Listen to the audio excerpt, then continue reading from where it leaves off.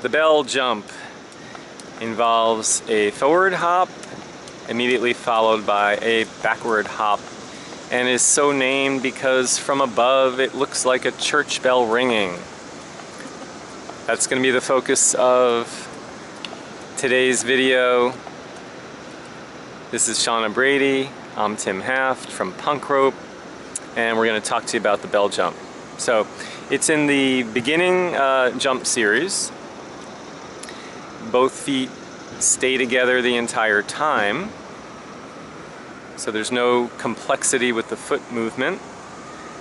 The only variation from basic bounce is that there's the forward hop and there is the backward hop, forward and back. So the advantages are it increases the demands on the core.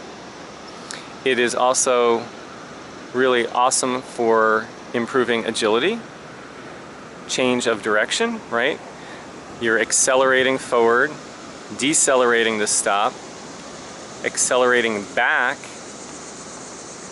decelerating to stop, and continuing in that fashion. So that's one of the reasons we really like it.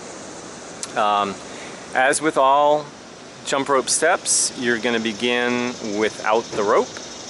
Make sure you are comfortable with the footwork. You're in good jump rope posture, elbows are in tight to the ribs.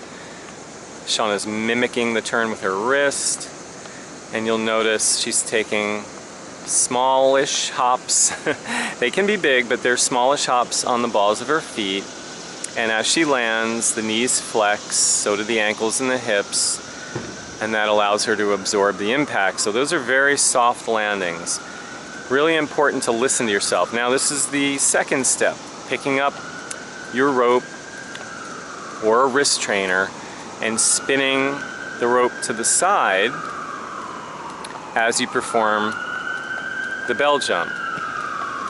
So that'll get you in the groove and the rhythm for adding the rope but not having to worry about tripping on it. Okay, that's step 2. Step 3 is going to be full rope. You've got one handle in either hand. You've got that soft, relaxed grip. And now we attempt the step while jumping through the rope. Now Shana's adding some challenges by rotating. That would be one way to make it more difficult. Quite a bit more difficult. And she's doing a fantastic job.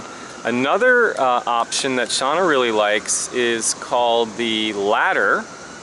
And so if you imagine that blue line is an agility ladder, what Shana's going to do is travel across it and behind it, but as she's doing that, she's moving laterally. And I lost her for a second. That's my fault, guys. I suck. There you go. Oh yeah, see, this camera swivels. Fancy. Sorry about that. Okay, now we got it. So that's a really awesome progression for your bell jump, to take it laterally over and then behind a line like we have here. So all in all, just a really outstanding step for improving core strength, improving agility. Not really a step you would want to perform for a very long period of time. It's not really an endurance step, but it's nice to throw it into a workout to mix things up a little bit. And the main thing to be concerned with is going to be the landing. And you'll see Shana's doing a great job of keeping those joints soft and flexed as she lands. What you do not want to do is lock out. You're going to feel that impact travel up from your feet all the way into your head.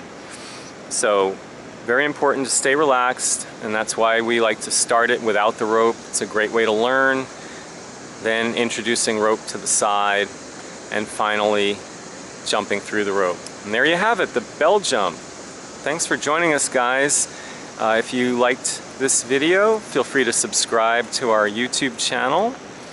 You can also check us out at punkrope.com.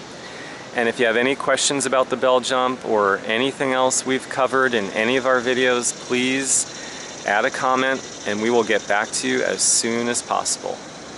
We'll see you next time, guys.